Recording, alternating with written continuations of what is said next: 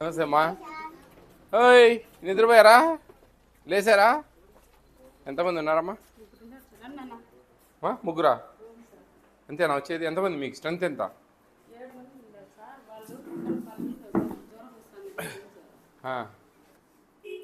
ఏదిమ్మా attendance list ఇవ్వండి.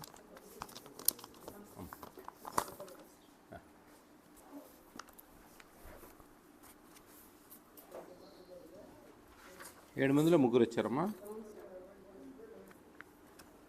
కొంచెం complaint వచ్చిందమ్మా నీ మీద. కొంచెము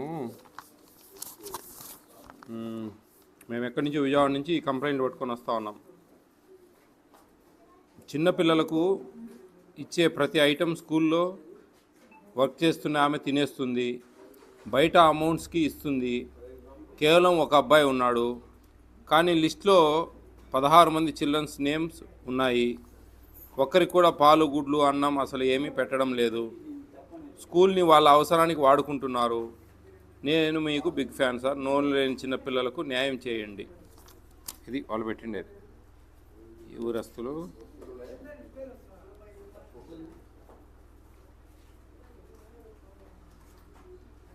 ఇప్పుడు మెసేజ్ కూడా పెట్టారు మళ్ళా.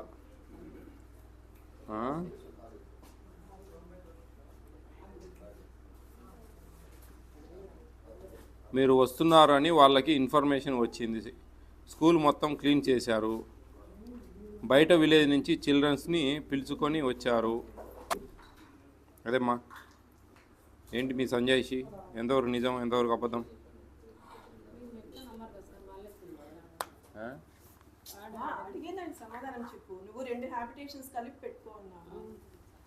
బయట నుంచి వస్తారు సార్. ఈరోజు జ్వరం అని ఒక అబ్బాయిని పిలుచుకొని వచ్చాము. వాళ్ళు 2 పిల్లలకి ఆడుకునేది జ్వరం అనేసి వాళ్ళు రాలేదు. ఒక అమ్మాయి ఊరికి వెళ్ళింది. కాళ్ళంటే పిలిపించాడు. రోజు పెట్టుకుంటాను సార్ స్కూల్ నేను. 7 మంది పిల్లలు, 7 మంది కాను 4-5 అట్లా వస్తూ ఉంటారు రోజుకు అమ్మా.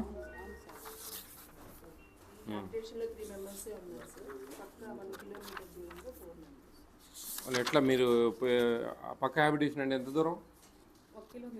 ఆ మెయిన్ రోడ్లో ఉండేదా? ఇక్కడ ఇట్లా పోవాలా? చూసారమ్మా స్టాక్ చూసారా?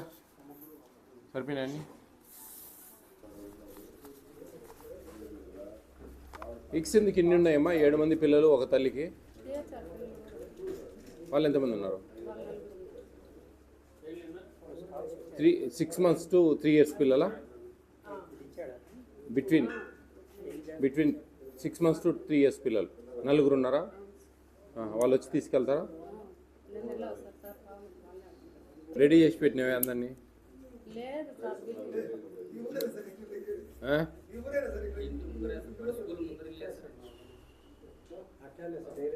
ఈ ఎండకు మీకేం పని అబ్బా బయట? ఏమయ్యా పల్లెలు ఎట్టుండేది నాకు తెలియదు. నేను ఆడించి వచ్చినాను కదా. ఏం పెద్దయినా సర్లే, కొంచెం జాగ్రత్త చేయండి అమ్మా. కంప్లైంట్ వచ్చినాయంటే అర్థం చేసుకోండి. ఇంత చిన్న ఇంటీరియర్ విలేజ్కి వచ్చినామంటే ఏ ఒక్క చిన్న పాయింట్ దొరికినా వెళ్ళిపోతాం మేము. అడుగామని పొద్దున్నే తిరుగుతుంది మాతో మేడం. ఎక్కడెక్కడ తిరుగుతాం, ఎంత ఇంటీరియర్కి వెళ్తాం, ఏడికైనా పోతాం. ఎందుకంటే ఆ కంప్లైంట్ నిప్పులేని పొగరాదని నేను అనుకుంటా. అది ఎంతవరకు ఇది అనేది మీరు ఆలోచించుకోండి. కొన్నిసార్లు సందర్భాల్లో మీ మీద కొంచెం కోపము, శత్రుత్వము, పగనో కూడా ఉంటుంది. ఉండదని నేను చెప్పను.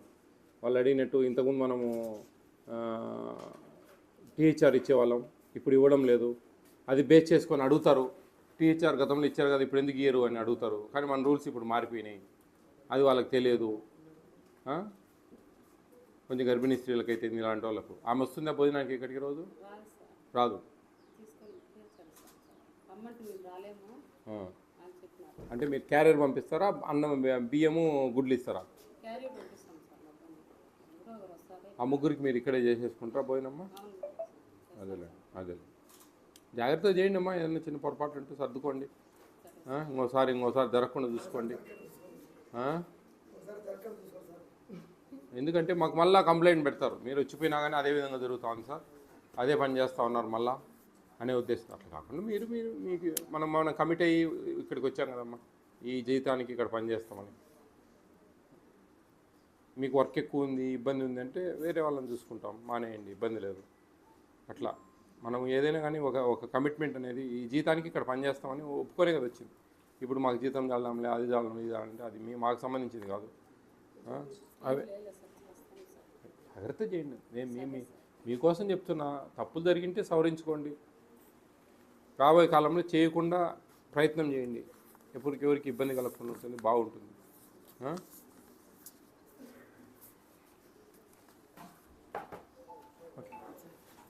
ఓకే అమ్మా, జాగ్రత్త తల్లి.